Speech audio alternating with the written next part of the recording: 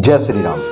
मेरे प्यारे दोस्तों, मैं आपके बीच बहुत सी बातें लेकर के आता हूं और उन्हीं विषयों में से एक विषय इतना परेशान लोगों को कर रहा है और मैं देख रहा हूं कि कोई दिन ऐसा जाता होगा जहां पे वो दुर्घटना ना घटे। दोस्तों, मेरा विषय है आत्महत्या।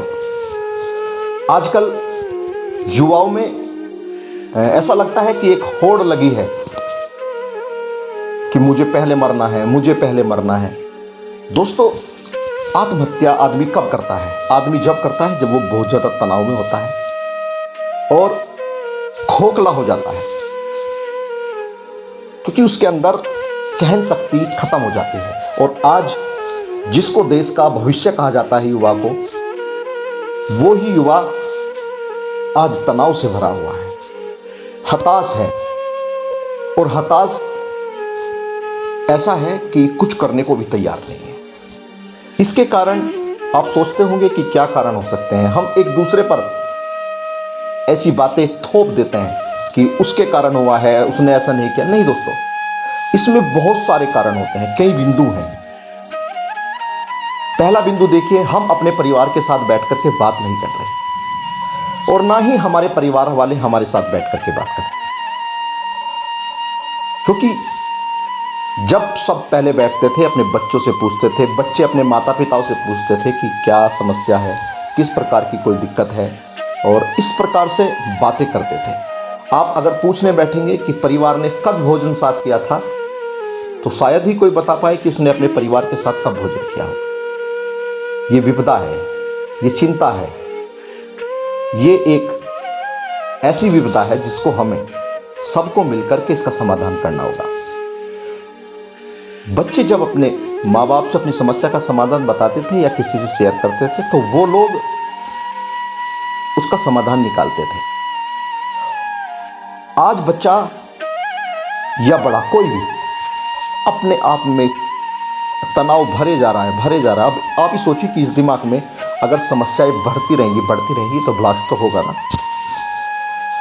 इसके कारण दोस्तों, एक तो ये कारण बताया कि परिजनों के साथ हम बैठ करके अपनी चर्चा नहीं करते। तो मेरा आप सभी से निवेदन है कि आप चर्चा कीजिए। अपने बच्चे को देखिए कि वो क्या कर रहा है, उससे पूछिए कि उसको दिक्कत क्या है, उससे पूछिए कि वो करना क्या चाहता है और आप करना क्या चाह रहे हैं। आप कितने माता पिता, मैं मानता हूं कि कुछ ही माता पिता होते होंगे जो अपने बच्चों को आज सनातन धर्म की शिक्षा देते हैं, अपने बच्चों से धर्म की बातें करते होंगे, अपने बच्चों को कहते होंगे कि पूजा पाठ करो, व्रत रखो, पूजन करो, मंदिर जाओ, माथे पे तिलक लगाओ। ये आज हम किसी को कोई आवश्यकता नहीं है। जब धर्म से आप अलग हो जाओगे तो गलत रास्ते पे ही जाओगे। दोस्तों, आप YouTube, मोबाइल इत्यादि का यूज करते हो तो उस पर आप देखिए, अपने धर्म के बारे में जानिए। पढ़ाई का ज्ञान जरूरी है, लेकिन दोस्तों पढ़ाई के साथ साथ व्यवहारिक ज्ञान की भी आवश्यकता है।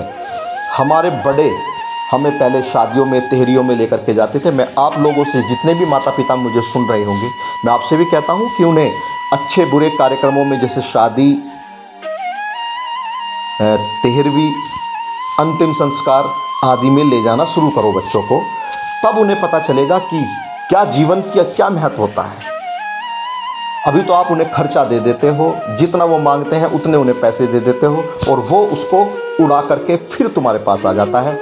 दोस्तों, मैं आप लोगों से ये भी अपील करना चाहता हूँ कि आप अपने बच्चों को संस्कार जरूर दें, और लेकिन संस्कार दें कैसे? आप भी पूजा करते हो, अगर आप कुछ नहीं करते और अपने बच्चों को प्रेशर दे रहे हैं तो ये गलत है। और दोस्तों, मैं कुछ बिंदु मैंने आज लिखे, एक कुरीतियाँ हमारे अंदर बढ़ चुकी हैं। हम दूसरों को देखते हैं नशा करते हैं, हम दूसरी फिल्मों को देखते हैं मारपीट करते हैं। नहीं, ये तो केवल वो फर्जी हीरो हैं। असली हीरो हमारे घर के, हमारे परिवार के लोग हैं। उनके साथ उनको देखिए कि वो कैसे, क्या करते हैं, कैसे कमाते हैं, किस तरीके से करना होता है। दूसरा, संगत गलत पकड़ लेते हैं। आप लोग अपने बच्चों को तो कहना शुरू करते हैं कि आप नशा मत करो, लेकिन खुद उनके सामने नशा करते हैं। कुछ लोग उनसे नशे की चीज़ें मंगवाते हैं, जैसे बीड़ी, सिगरेट, गुटखा, तंबाकू, कुबेर, खैनी इत्यादि। मैंने कई परिवारों में देखा कि बच्चों से ये चीज़ मंगवाते हैं। तो आप कल को जब वो नशे में लगेंगे, जब वो नशे पर उतारू हो जाएंगे, तो आपका हक नहीं बनेगा।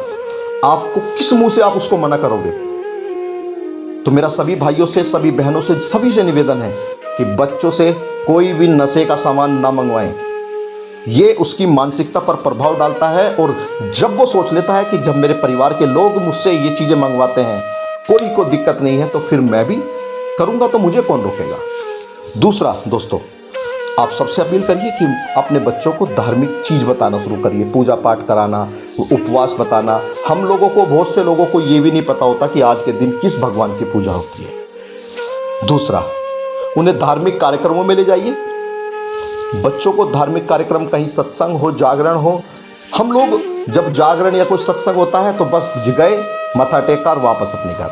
दोस्तों कुछ देर बैठिए। जागरण का मतलब धर्म चर्चा करना होता है। आपकी धर्म चर्चा में जब आप बैठेंगे तो आपको बहुत सारी चीजें मिलेंगी। इसके बाद अपने परिवारजनों से, अपने बच्चों से दोस्त की भांति का अपने उनसे विचार रखिए, उनकी विचार का आदान प्रदान करिएगा। अपने घर में अगर हर रोज एक ग्रंथ ला करके रखिए, उसको सबको कंपलसरी कर दीजिए कि वो आप उसको बैठ करके पढ़ें, जितना भी आपको समय मिले। मैं ये नहीं कहता कि आप पूरी किताब पढ़ो, 2 पेज पढ़ो, जितना भी आपके पास संभव समय हो आप पढ़िए। माथे पर तिलक लगाइए। जब आप माथे पर तिलक लगाएंगे, माथे पर तिलक लगाने का केवल ये दिखावा नहीं है दोस्तों, ये मन की शांति, यहाँ से ग्रंथि मन को शांत करती हैं जब आप तिलक लगाते हैं। तो ये चीज़ें जब आप बैठ कर के बात करेंगे तो ये आत्महत्या जैसी घटनाएं बंद हो जाएंगी। जब आप शायद, और मैं तो शायद नहीं, मैं तो दावे के साथ कहता हूँ कि भागवत ज्ञान एक ऐसा ज्ञान है, अपने हर बच्चे को दीजिए, अपने परिवार के हर सदस्य को दीजिए, और जितनी बार आप उसको पढ़ेंगे उतनी बार आपको ज्ञान बढ़ेगा, आपकी सहन शक्ति बढ़ेगी, जिसे आप विल पावर कहते हैं। दोस्तों जब तक हमारे अंदर विल पावर नहीं होती, ये विल पावर की कमी है, क्योंकि हमने अपने आप को खोखला कर लिया। अपनी बातें अपने परिवार के साथ बैठ करके करिए ना भाई। जब 4 लोगों के बीच आपकी बात होगी तो उसका समाधान निकलेगा। और जब हम रोज अपने परिवार के साथ बैठेंगे तो किसी भी गलत रास्तों पर हम चलेंगे नहीं। जैसे जैसे परिवार से हम दूर होते जा रहे हैं, उसी तरीके से हम गलत रास्ते पर जा रहे हैं। परिवार के साथ बैठकर बातें करिए, टीवी देखिए, और कोशिश करिए कि ऐसी वीडियो देखें जिनसे सनातन धर्म का प्रचार हो, जिनमें कोई संदेश हो। ये नहीं कि पूरी रात फिल्म देखी, पता ही नहीं क्या हुआ, उल्टी सीधी चीजें नहीं। ऐसी फिल्में, ऐसी टीवी, ऐसी वीडियोस देखिए जो आपका मोटिवेशन करती है। सकारात्मकता की वीडियो देखिए। दोस्तों जो लोग आत्महत्या करते हैं, मैं उन्हीं को कहना चाहता हूं, जैसे मतलब जो ऐसी स्थितियों में बन जाते हैं। दोस्तों आपने देखा होगा कि जब हम कभी किसी मरीज को देखने आईसीयू में जाते हैं, तो आईसीयू में जब वो चलती रहती है, जो एलईडी चलती रहती है, उस पर देखिए आप, ऐसे चलता है ना। बहुत से लोगों ने देखा होगा, और अगर नहीं देखा तो देखिएगा जाकर के। तो इसका एक संदेश देने की, हर चीज़ एक संदेश देना चाहती है। वो संदेश देती है कि जब तक जीवन में उतार और चढ़ाव, यानी कि खुशी गम, खुशी गम, खुशी गम, उछार चढ़ाव जब तक हैं, तो तब तक ही वो जीवन कहलाता है। और अगर लाइनें सीधी हो जाए दोस्तों, तो फिर वो जीवन नहीं, वो मृत हो जाता है। डॉक्टर कह देते हैं कि सॉरी, इसमें अब कुछ नहीं रहा। तो दोस्तों भगवान ने आपको इंसान बनाया। जानवर भी अपनी समस्या का समाधान कर लेते हैं, और हम तो इंसान हैं। कभी कभी बहुत सारी ऐसी स्थिति बनती है कि हम उसका समाधान, रास्ता तो होता है, लेकिन हमें वो दिखाई नहीं देता, क्योंकि हम मन परेशान है, चंचल है, और बहुत ज़्यादा उसमें तनाव में है। कुछ देर के लिए बिल्कुल शांत हो जाइए, भागवत का ज्ञान पढ़िए, और जैसे देखते हैं आप कि किसी परात में पानी भर दीजिए, उसे हल्का सा हिलाइए, तो तब तक आपको अपनी परछाई साफ नहीं दिखेगी, लेकिन कुछ देर उसको शांत हो जाने दीजिए, पानी को रुक जाने दीजिए, स्थिर हो जाने दीजिए, फिर उसके बाद आप देखेंगे कि आपकी परछाई आपको हूबहू बिल्कुल साफ नजर आएगी। ऐसे ही मन परेशान होता है। जब भी आपका मन परेशान हो दोस्तों, मैं तो कहूंगा कि आप भागवत पढ़िए, भागवत पढ़िए, भागवत सुनिए, MP3 सुनिए, वीडियो सुनिए, जो भी आप कर सकते हैं। ये मेरा दावा है। भागवत एक ऐसा ग्रंथ है दोस्तों, मैं खुद पढ़ता हूँ, मैं खुद पढ़ा है। ऐसा ग्रंथ है, जब भी आपके जीवन में कई परिस्थितियां बनती हैं तो उन परिस्थितियों का समाधान श्रीमद् भागवत कथा निकाल करके देती है। तो मैं सभी, खास तौर पे सभी युवाओं से हाथ जोड़ करके अपील करना चाहता हूं कि अपने आप को गलत रास्तों पर ना जाने दें, अपने परिवार के साथ रहें, अच्छे दोस्तों की संगत रखें और बेकार की चीजों से दूर रहें। ऐसा कोई कार्य न करें जिसमें परिवार का नाम नीचा हो, जिसमें अपने गुरुजनों को मस्तक नीचा करना पड़े, जिसमें अपने जानने वालों को सब महसूस करनी पड़े। जब बल्कि ऐसा कार्य कीजिए दोस्तों जिसमें गर्व से कहें आपको कि वो मेरा दोस्त है। मैं कोशिश कर रहा हूं और आप भी करिए। आशा करता हूं आप सभी से कि आप मेरी वीडियो को केवल देखेंगे नहीं, उसमें से अपने परिवार में कुछ चीज़ें अपनाएंगे। और मैं आपको वचन देता हूं दोस्तों कि अगर आपने इन बातों को किया तो आपको हताश करने वाला कोई नहीं होगा। जय हिंद, जय भारत। मैं आपका छोटा भाई सचिन कटी।